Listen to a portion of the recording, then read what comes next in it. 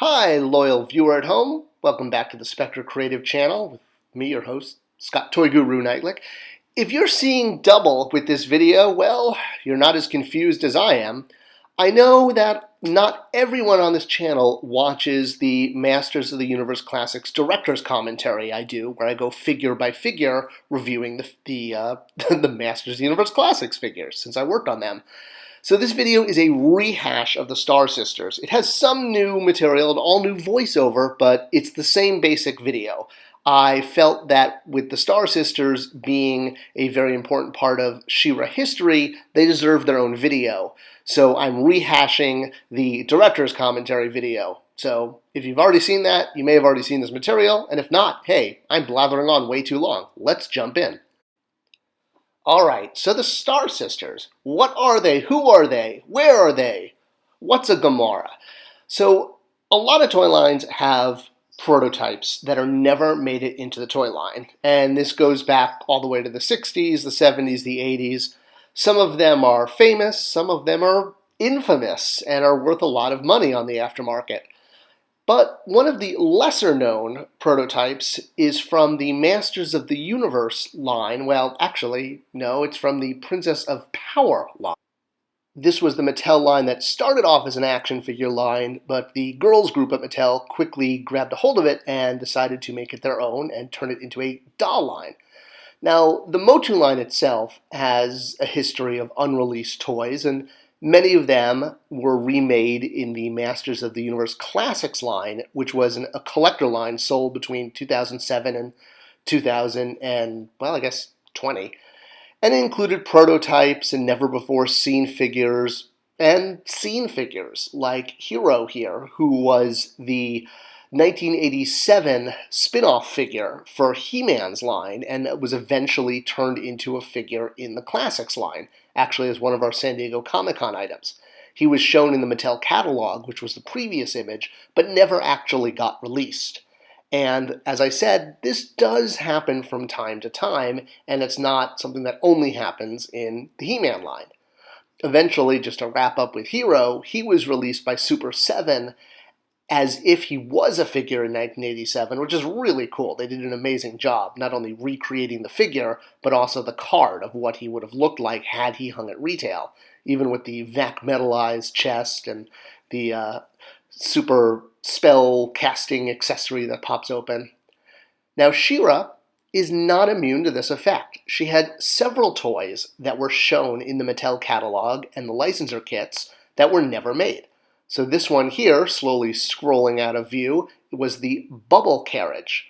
There was also the Fantastic Fashions, which were going to be extra Barbie-esque outfits that you could put on She-Ra because, as I noted, she was put out by the girls group and was therefore a doll, not an action figure, because she had rooted hair and soft goods clothing. So several of these items, like the Bubble Carriage, were shown in Mattel's catalog, very similar to Hero, and were never released. One of the more infamous was the Star Sisters. These ones, not the singers. The Star Sisters was a trio of characters that were shown not only in the Mattel catalog, but they actually had an oddly large number of appearances for figures that never got released. So they would have represented what was going to happen in the future of the Princess of Power line. It was going to introduce the three of them as kind of their own sort of mini team.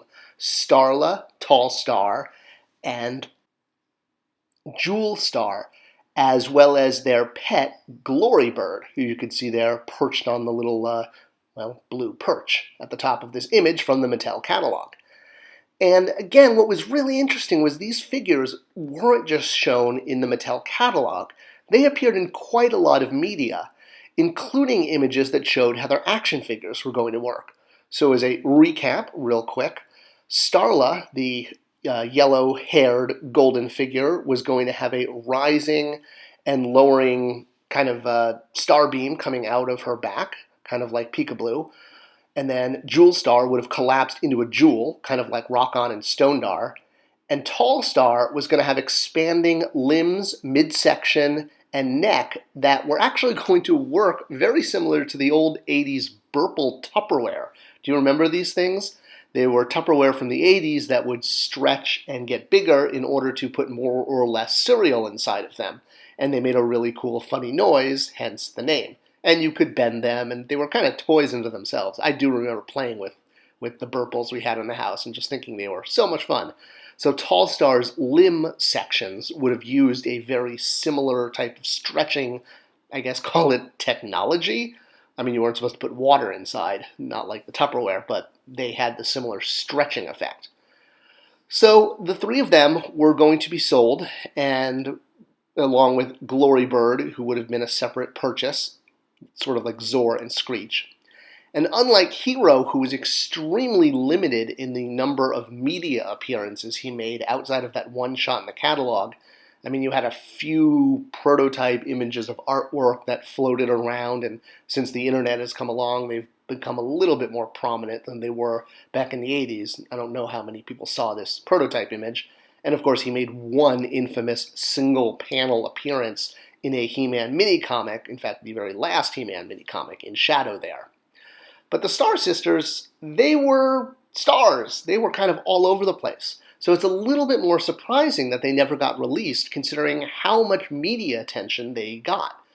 First of all, they appeared in the Mattel Licenser Kit, which is something we had access to for the Classics collector line, showing all three of them in slightly brighter colors than their actual toy counterparts. And this was very common for the Princess of Power figures when they were converted from, shall we say, the doll toy to the Licenser Kit. The Licenser Kit seemed to lean a little heavier towards what eventually became their Filmation look, or the animated look that they had on the TV show for those characters that actually did appear on Filmation. Not every single doll appeared on Filmation, although someone might challenge me on that one. I could be wrong. But it was a great way to spotlight them, and not only did they get a group shot, but they each had individual pages dedicated to their color callouts, their PMS color, which is used for licensors when they want to be accurate. They also appeared in toy cross-sells, even with the tag new and coming soon.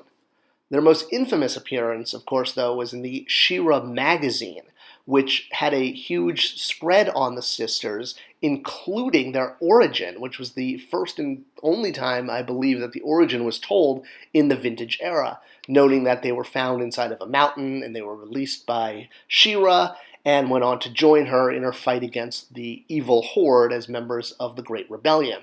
And they went on to have an adventure with her, probably with Catra and Entrappa causing mischief because, that's what they did. They were mischief makers. They weren't evil back then.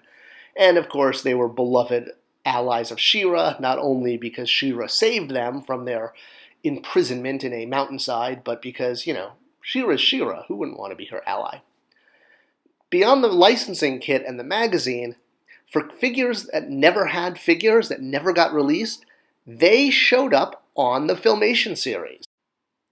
Now, granted, they were only in a single episode, but all three of them were featured, and they had quite a lot of screen time and plenty of time to show off all of their action features, which would have been in the toys.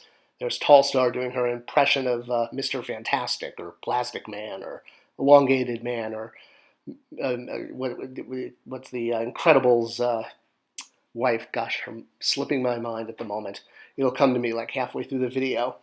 So, when it came time to doing the Star Sisters in the Classics line, in the collector line, we had to look at, or rather we got to look at, the different versions of them throughout their appearances. And the Horsemen were definitely big on doing them in their Filmation Licenser Kit guide, especially because this was how they were shown in the magazine.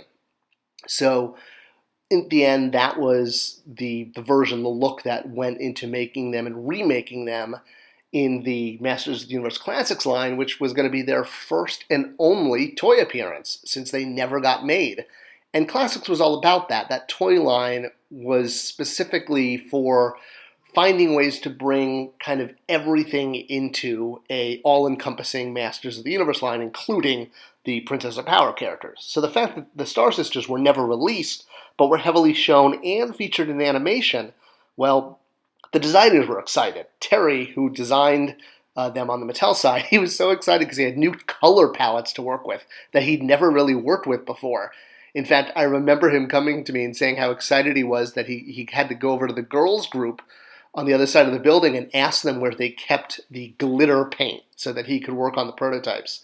So that was pretty cool. We got to use sort of, color schemes and shades that really didn't pop up a lot in He-Man toys, or even some of the Princess of Power toys.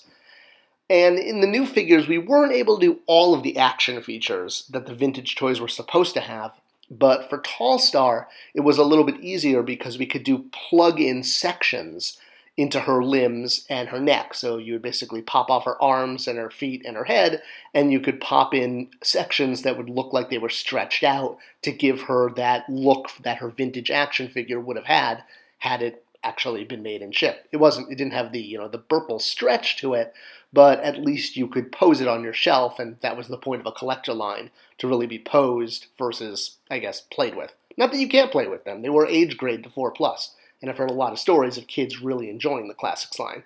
And, what kid wouldn't love these? I mean, they were colorful. These were beautiful figures.